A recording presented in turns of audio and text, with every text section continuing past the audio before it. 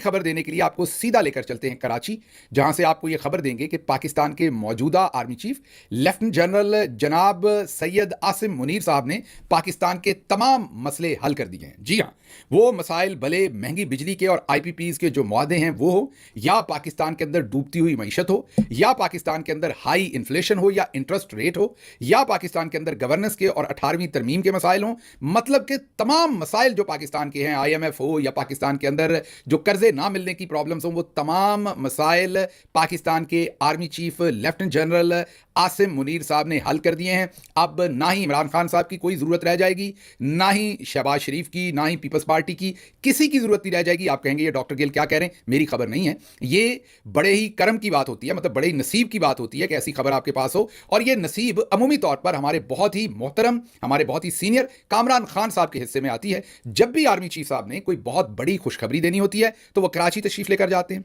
वहां वो business community के साथ मिलते हैं। उस मुलाकात के बाद वो फिर इस खुशखबरी को बिजनेस कम्युनिटी के साथ शेयर करते हैं, लंबी नशिस्तें होती हैं और उसका फिर सारा अहवाल ISPR के थ्रू कामरान खान भाई तक पहुंचता है और फिर वो हम तक लेकर आते हैं। ये मेहरबानी है कामरान भाई की कि वो इतनी अच्छी खबरें हम तक बिल्कुल दुरुस्त तरीके से पहुंचाते हैं। बिल्कुल इसी तरह उन्होंने आज से 1 साल 15 दिन पहले भी हमें बताया था कि आर्मी चीफ, जी हां, ये मैं बात कर रहा हूं सितंबर 2023 की, तब भी कामरान भाई ने हमें बताया था कि मौजूदा आर्मी चीफ जनाब लेफ्टिनेंट जनरल आसिम मुनीर साहब उस वक्त कराची गए थे, जहां वो बिजनेस कम्युनिटी से मिले थे और वहां उन्होंने बताया था कि 25 अरब डॉलर की इन्वेस्टमेंट जो है वो सऊदी अरब से आ रही है, 25 अरब की UAE से आ रही है, 25 अरब की कतर से और 25 अरब की गालिबन कुवैत से आ रही है। तो यूं मिला के ये 100 अरब डॉलर की इन्वेस्टमेंट थी जो SIFC के थ्रू पाकिस्तान आ रही थी। तो और उस वक्त कामरान भाई ने बिजनेस कम्युनिटी को, हमें, आपको और पूरी दुनिया को बताया था कि फिक्र निश्ता, अब 100 अरब डॉलर आ रहे हैं, पाकिस्तान बिल्कुल ठीक हो जाएगा। फिर को वजह हुई मौसलाती सियारे के राब्ते में को प्रॉब्लम हुआ, सिग्नल्स गिर गए, कुछ मुझे नहीं पता क्या हुआ, लेकिन 1 साल में वहां से कोई इन्वेस्टमेंट ना आ सकी। जाहिर है आर्मी चीफ ने तो मेहनत की, उनकी तो खलूस नीयत से ये बात उन्होंने बिजनेस कम्युनिटी से शेयर की थी। बिजनेस कम्युनिटी ने आगे से जाहिर है उसके ऊपर बहुत अच्छे अच्छे फैसले भी लिए होंगे। ISPR ने कामरान भाई को बताई, कामरान भाई ने आपको बताई, तो किसी की नीयत पर शक नहीं करना चाहिए। तो चुप करके हम आज अगले साल में आ जाते हैं, कोई बात नहीं अगर 2023 में हमने कुछ नहीं अचीव किया तो आज अगले साल में आ जाते हैं। अब कामरान भाई हमें क्या बता रहे हैं, अब कामरान भाई ने उससे भी बड़ी बड़ी हमें खुशखबरियां दी हैं। इस बार कामरान भाई ने हमें बताया है कि आर्मी चीफ 1 दिन नहीं बल्कि पूरे 2 दिन वो कराची में रहे हैं और बिजनेस कम्युनिटी के साथ उन्होंने बड़ी ही रीअश्योरिंग किस्म की मीटिंग्स की हैं और उन मीटिंग्स में आर्मी चीफ ने यह बताया है कि पाकिस्तान के तमाम मसाइल को हल कर लिया है, फिक्र निश्ता अब ऊपर ही ऊपर जाना है। एक तो उन्होंने यह बताया है कि पाकिस्तान के साथ जो इंतशारी लोग पाकिस्तान को फेल करना चाहते थे वो खुद फेल हो गए हैं, हम मुसीबतों से निकल आए हैं और आगे अब अच्छा ही अच्छा है। सबसे पहली खबर उन्होंने दी कि आप बहुत जल्द देखेंगे कि IMF के अलावा जो ब्रदरली इस्लामिक कंट्रीज हैं, वही सऊदी अरब, UAE, कतर, कुवैत, इन ममालिक से हमें जो कर्जे हैं वो अब तवातर के साथ मिलते रहेंगे, IMF से कर्जे तवातर के साथ मिलते रहेंगे। दूसरा उन्होंने कहा कि IPPs, बिजली बनाने वाले जो कारखाने हैं, उनके साथ नया मुआहदा होगा, बिजली सस्ती होगी। फिर उन्होंने ये बताया कि पाकिस्तान के जो गवर्नेंस के इशूज़ है, 18वीं तरमीम है, सूबे बहुत ज़्यादा ताकतवर हो गए हैं, उनकी ताकत कम की जाएगी और रेफरेंडम के ज़रिए, जी हाँ, ये टन टन टन आपके कानों में ये लगना चाहिए, रेफरेंडम, आपको वापस ज़ियाउल हक साहब के ज़माने में जाना चाहिए। तो रेफरेंडम के ज़रिए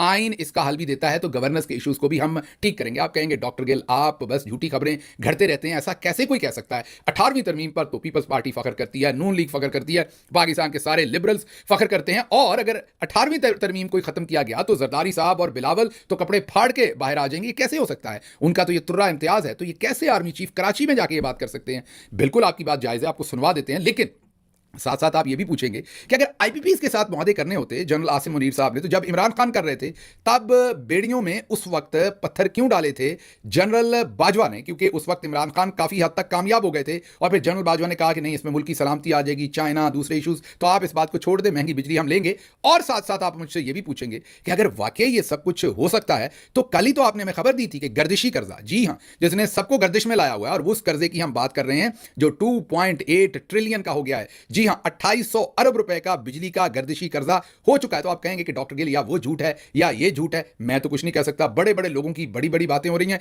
आप सुन लीजिए, मेरे बहुत ही प्यारे, बहुत ही लड्डू से कामरान भाई हमें बता क्या रहे हैं, सुनिए। पाकिस्तान की बिजनेस कम्युनिटी गुज़श्ता 2 दिन के दौरान 2 दिन मुसलसल इंटरेक्शन हुआ chief of army staff general Syed Asim Munir के साथ, बहुत ही रीअश्योरिंग रहा है। पाकिस्तान की मैक्रो इकोनॉमिक फंडामेंटल्स हैं उसके अंदर बहुत बेहतरी नजर आई है। अब पाकिस्तान की इकोनॉमी जो है वो इंशाल्लाह ग्रो करेगी। IMF का प्रोग्राम है कि हर साल हमें रोड ओवर के लिए China, Saudi Arabia, United Arab Emirates है, वो अब 37 महीनों के लिए, आज जिस तरह से इन्फ्लेशन कम हो रही है 12% तक हो सकता हो, बहुत बेहतरी आएगी। एग्रीमेंट की वजह से जो आईपीपीएस के साथ हो गया है, बिजली की कीमत में कभी भी आएगी, गवर्नेंस के इशूज हैं, रिसोर्स डिस्ट्रीब्यूशन के इशूज हैं, एनएफसी के साथ जो मामला जुड़े हुए हैं, 18 अमेंडमेंट के साथ जो मामला जुड़े हुए हैं, 4 प्रोविंसेस जो हैं वो टू बिग। और पाकिस्तान की जरूरत यह है कि प्रोविंसेस छोटे हों, आईन में इसकी इजाजत मौजूद है और उसके लिए रेफरेंडम कराया जा सकता है। सुन लिया आपने, तज्जिए की अब गुंजाइश नहीं है, अब आप अच्छे दिनों का इंतजार करें। मैं बिल्कुल आपको ये बता दूं कि अगर ये सब कुछ होगा तो किसी की जरूरत ही नहीं रहनी, ना किसी इकोनॉमिस्ट की जरूरत रहनी है, ना किसी थिंक टैंक की जरूरत रहनी, ना किसी पॉलिटिकल पार्टी की। 18वीं तरमीम खत्म, सूबों के पास पावर खत्म, फिर दोबारा पावर वफाक में हम कोई काकड़ जैसा बंदा बिठाएंगे और पाकिस्तान दिन दुगनी रात चौगनी तरक्की करेगा। और सोचिए हम कहां पहुंच जाएंगे। बहरहाल वापस आ जाइए, काम डाउन। साल पिछला भी गुजर गया था, अगला पता नहीं कैसा गुजरना है, तो अगली खबर की तरफ आपको लेके जाते हैं। अब ऐसा है कि आर्मी चीफ तो ये चाहते हैं, लेकिन अगली खबर जो मैंने आपके सामने रखनी है वो किसी दुश्मन का किया हुआ कारनामा है। क्योंकि अगर हम पहली खबर की तरफ देखें तो अगली खबर नहीं हो सकती। वो कैसे? अब ये एक खातून है, इनका नाम है बुशरा बीबी, ये जेल में है। इनका कसूर है कि इनके शौहर का नाम इमरान खान है, और दूसरा कसूर यह है कि ये शौहर के खिलाफ वादा माफ गवाह नहीं बनी।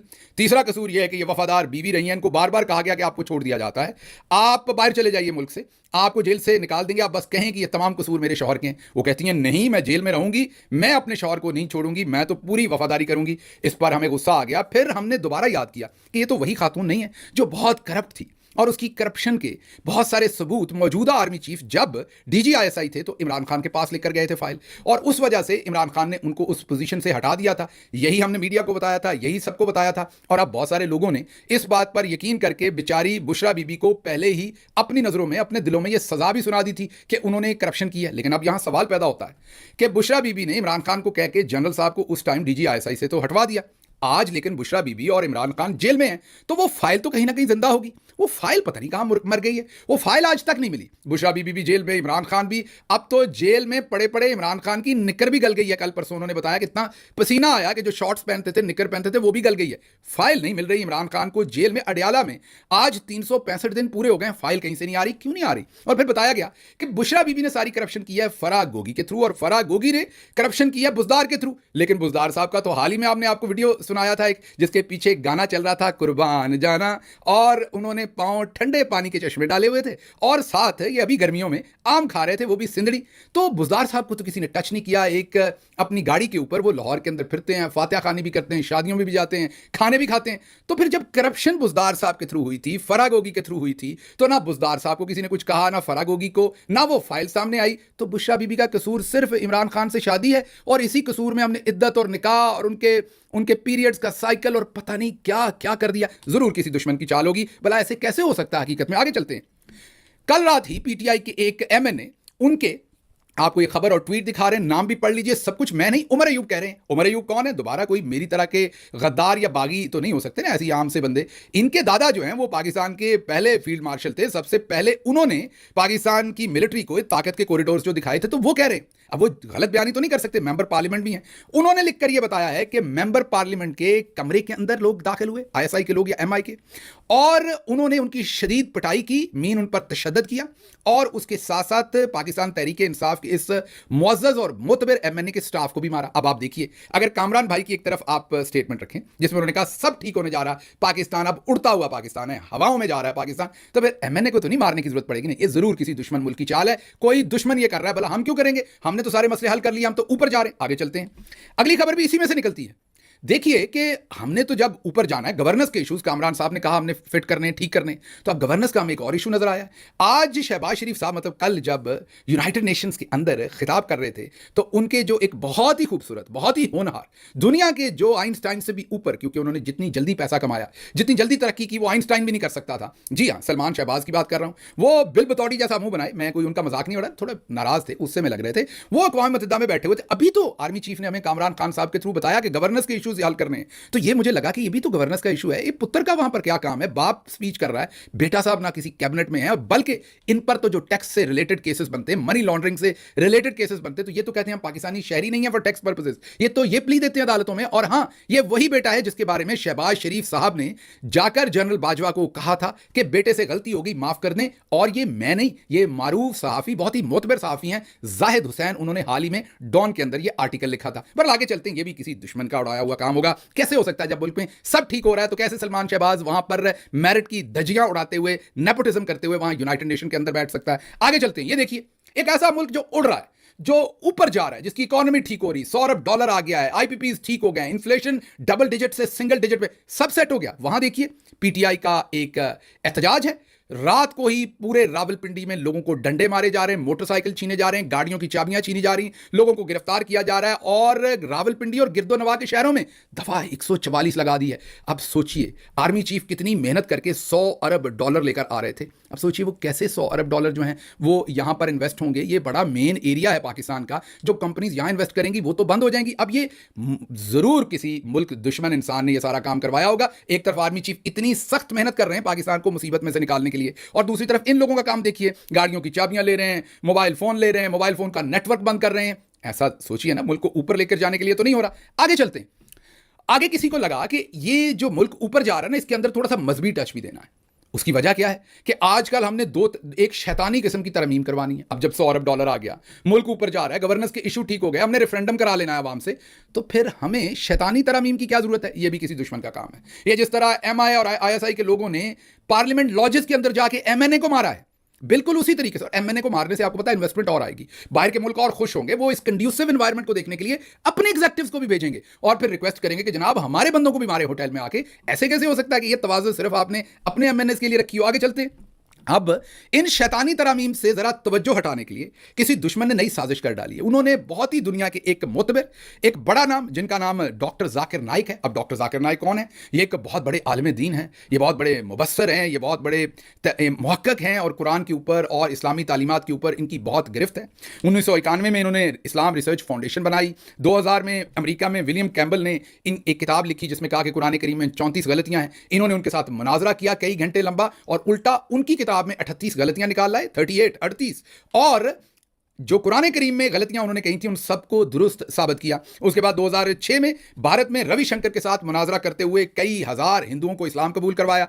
अभी तक का जो एक मोहतात अंदाजा है वो ये है कि 11 लाख से ज्यादा लोगों को ये मुसलमान कर चुके हैं। पीस टीवी चलाते हैं। इतने बड़े आलिम दीन को अचानक से यह फैसला किया गया कि उनको हुकूमत पाकिस्तान बुलाएगी और ऐन उन दिनों जिन दिनों शैतानी तरमीम हो रही होंगी, वो कराची में एक खिताब करेंगे हजारों लोगों से, फिर लाहौर में करेंगे और फिर इस्लामाबाद में करेंगे, ताकि पब्लिक, आपको पता है कि हमारी पब्लिक को मजहब भी बहुत पसंद है, क्रिकेट भी बहुत पसंद है। क्रिकेट वाले तो ठुस हो गए जनाब मोहसिन नकवी की वजह से, वो वाला काम तो चला नहीं। तो चलें मजहबी टच दे लेते हैं जरा। जाकिर नाइक साहब सबसे बड़े मौलवी है। हम पिछले दिनों इमाम काबा को भी लेकर आए थे, लेकिन उनका भी कोई सहर जो है वो चला नहीं पाकिस्तानी कौम के ऊपर। तो अब जो सबसे बड़े इंपैक्टफुल मौलवी हैं दुनिया में, मैं तो उनका बड़ा एहतराम करता हूं, जाकिर नाइक साहब, उनको कोई ला रहा है। अब ये भी जरूर वही जो हमें पाकिस्तान को तरक्की करने का पूरा प्लान है, ये भी उसी का हिस्सा होगा। आगे चलते हैं जी, कहीं खबरें जो है वो रह ना जाएं, वक्त थोड़ा सा कम है।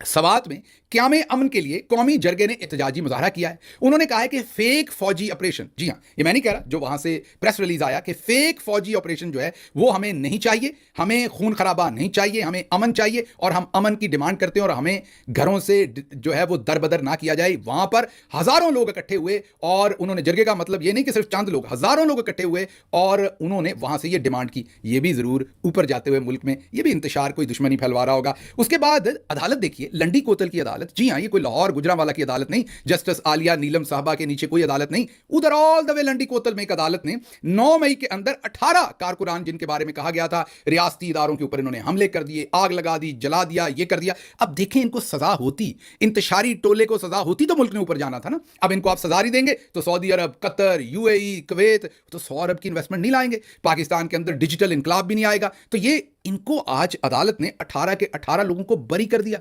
मुकदमे में से बाइज्जत बरी कर दिया। कहा कोई सबूत है ही नहीं, तो अब पाकिस्तान कैसे तरक्की करेगा? तो मसला बन गया। आगे चलते हैं।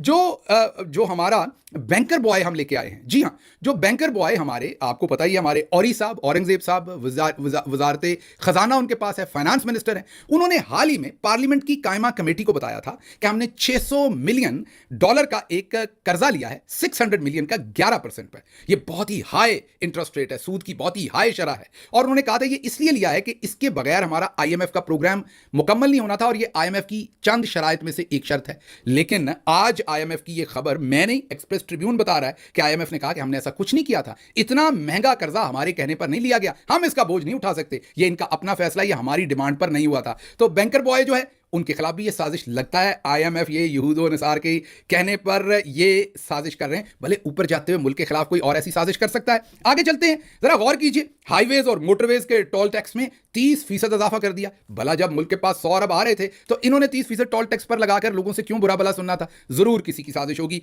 आगे चलते हैं, पाकिस्तान के सबसे मोतबर जो वजीर हैं जनाब डंटोनिक साहब, उन्होंने अमेरिका में बैठ के ये बताया, बढ़ता हुआ फूलता हुआ पाकिस्तान। और ये भी ध्यान में रखिए कि जब आर्मी चीफ कराची में थे तो उन्होंने एक IT विलेज का, जी हां, एक IT विलेज का उन्होंने इफ्तिताह किया, जिसकी वजह से डिजिटल इनकलाब आना है पाकिस्तान में। ये प्रेस रिलीज आई और अब पाकिस्तान के सबसे मोतबर वफाकी वजीर जनाब डंटोनिक अमेरिका में बैठ के कह रहे हैं कि ट्विटर की बंदिश असल में दहशतगर्दी को रोकने के लिए की थी। वाह वाह वाह वाह, ऐसे फूले फलेगा मेरा प्यारा पाकिस्तान। देखिए ना, ये कहते हैं कोहेसिव अप्रोच, सारे मिलके एक तरफ सेंट्रल आइडिया एक है, ग्रेविटी ऑफ अटेंशन जो है वो एक तरफ है और उस तरफ हम तमाम लोग जो हैं वो भरपूर काविश कर रहे हैं। आगे सारा तासीर, जी हां, सलमान तासीर साहब, लेट सलमान तासीर साहब की बेटी, उनके खिलाफ प्रोपेगेंडा है कि उन्होंने एक्सट्रीमिस्ट जो बेकरी बॉय था उसने एक एक्सट्रीमिस्ट कमेंट कर दिया था कि उन्होंने मौजूदा चीफ जस्टिस पर लानत भेज दी थी। तो सारा तासीर के खिलाफ भरपूर किस्म का एक इस टाइम पूरे पाकिस्तान के सोशल मीडिया पर बेचारी के ऊपर हमले हो रहे हैं कि देखो फलां फलां इसके बाप को खत्म करने में शामिल था, ये उन्हीं को डिफेंड कर रही है। अब सारा तासीर को नहीं पता कि ये सौरभ की वजह से मेरे साथ हो रहा है या किसी और वजह से हो रहा है, वो भी बेचारी ढूंढती फिर रही है।